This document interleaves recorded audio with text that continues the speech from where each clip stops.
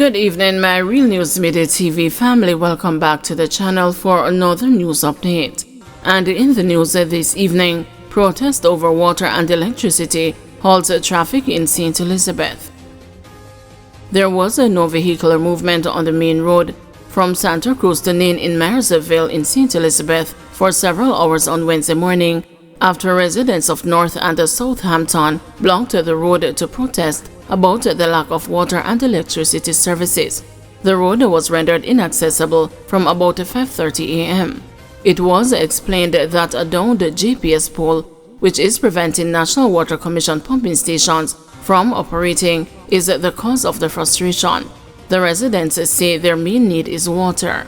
Not even a water truck no come in community van hurricane blow. You know, see nobody come and say, boy, we are going to do this tomorrow or next week we are going to try and get local water or something. So, what happen to people then we have young baby and need to wash them baby clothes. People who are come from work, we want bed, we do construction work. How them all survive? How you cook?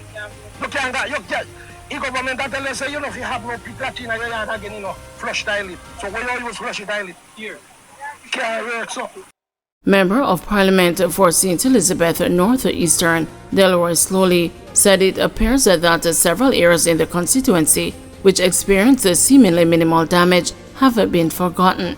Mr. Slowly said residents have also tried to speed up the restoration process to no avail. I am also without electricity. I'm also without water, so I understand their frustration. And the perception is that all the resources are being sent via our constituency, going to other constituencies, and they're frustrated. And we've had minimal damages in many areas.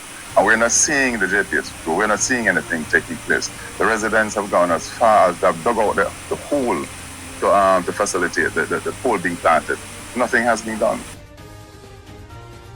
Sentencing of Omar Collymore and the co-convicts for wife's murder again delayed. The sentencing for Omar Collymore and the three men who assisted him in the contract-style killing of his wife and her taxi driver 6 years ago was this morning pushed back to Friday. The matter was delayed to facilitate evidence from the medical officer in relation to the medical report, which was submitted for defendant Dwayne Pink. The evidence, however, will be heard in private. Simone Campbell Collymore and Winston Walters were killed when men rode up on motorbikes and sprayed them with bullets as they waited to be let inside the woman's Forest Ridge apartment complex in Red Hills, St. Andrew on January 2, 2018. The 32-year-old mother of two was shot 19 times, while the taxi driver, 36, was shot 5 times. Collymore, 41, a United States businessman, contract killer Michael Adams, 33, a tailor and a salesman, Pink, 34, a construction worker, were found guilty of the murders of both victims as well as conspiracy to murder on May 15, following a 4-month-long trial. A fourth defendant, Shakila Edwards, 27, a marketer, was however only convicted of murder conspiracy. Acting Senior Director of Public Prosecutions, Andrea Martin Swaby, has asked that both Collymore and Adams be sentenced to life in prison for each of the murders, with the men serving 46.5 years in prison before parole eligibility in respect to Campbell Collymore's murder and 48.5 years for Walter's murder.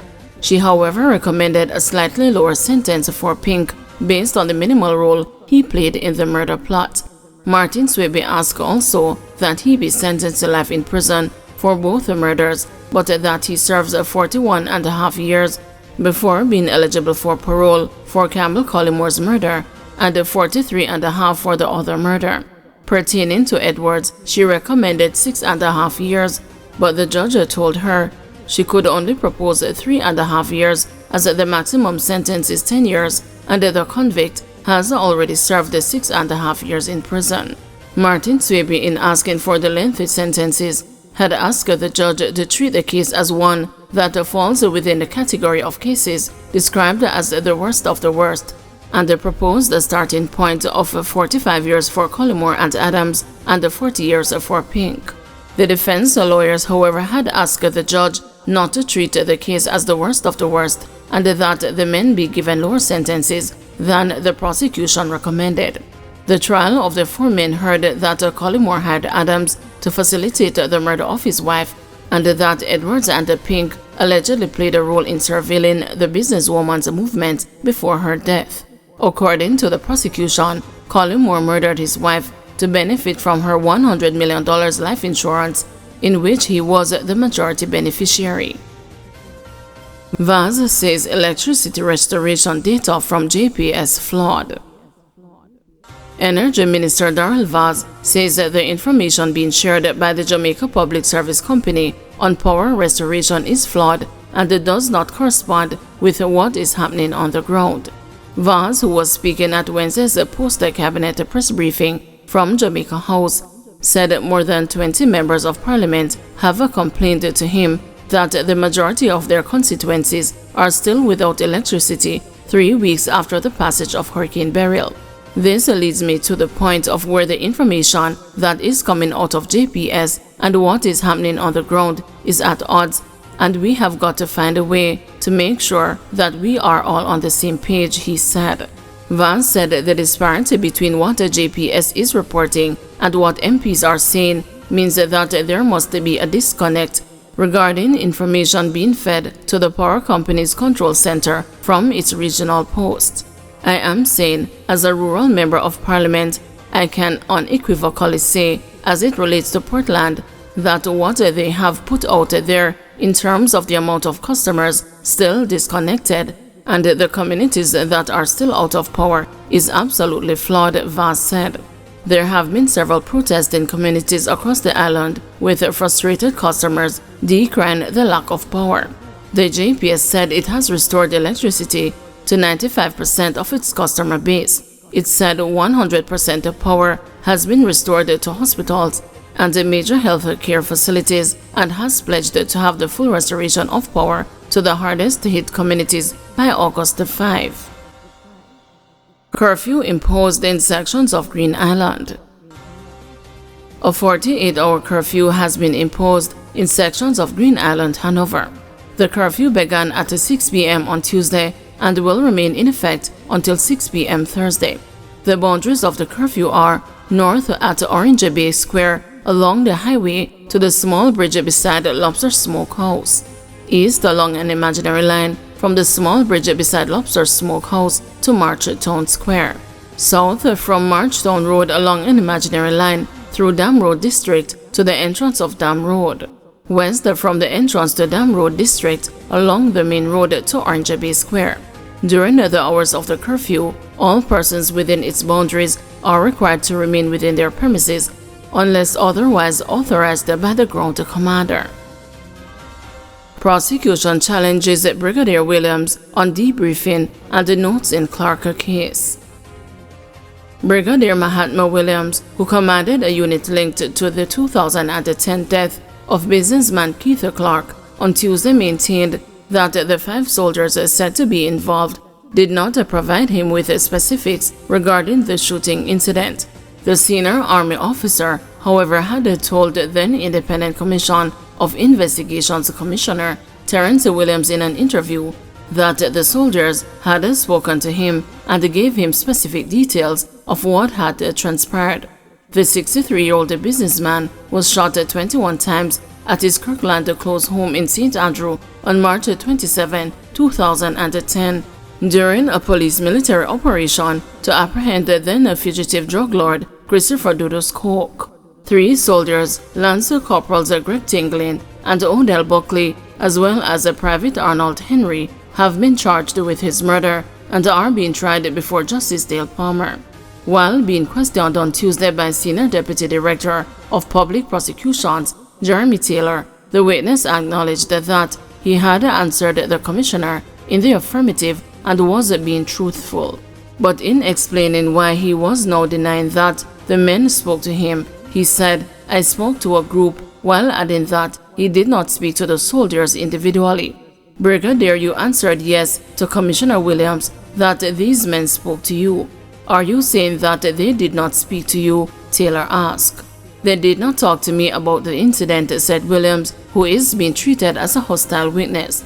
He then explained that he came away with the understanding that the men went into the house or room and that they carried out certain drills.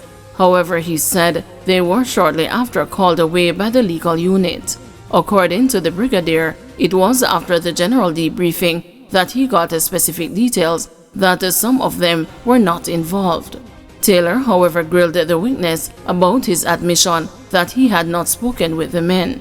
"Are you sure about that?" Taylor asked, to which the witness responded in the affirmative. "Are you sure you're not in error when you say the men did not speak to me?" the prosecutor continued. Not in detail about what happened, the witness replied. Further in his evidence, Taylor asked the witness whether his response to the commissioner about the 5 soldiers, the troop commander and himself being present at the additional debriefing was an unequivocal answer. "It was an answer," he replied. Taylor, however, was not pleased and insisted that he answer the question. "You're telling me what to answer?" the witness asked. Defense attorney at law Valerie Nita Robertson Casey, however, objected while accusing the prosecutor of engaging the witness in an argument. She submitted that the witness gave a response which should be accepted and that he should not be badgered into giving a reply that is pleasing to the Crown. But Justice Dale Palmer disagreed. He said the witness's response was not an answer and that he could say whether he believed his lawyer was equivocal or not. If a suggestion is made, he has a duty to respond, the judge said, after pointing out that the court is interested in hearing responses that are of assistance to the proceedings. The brigadier then said he disagreed that it was an equivocal response.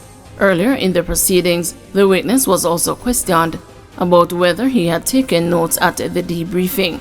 In his reply, the witness said notes were taken.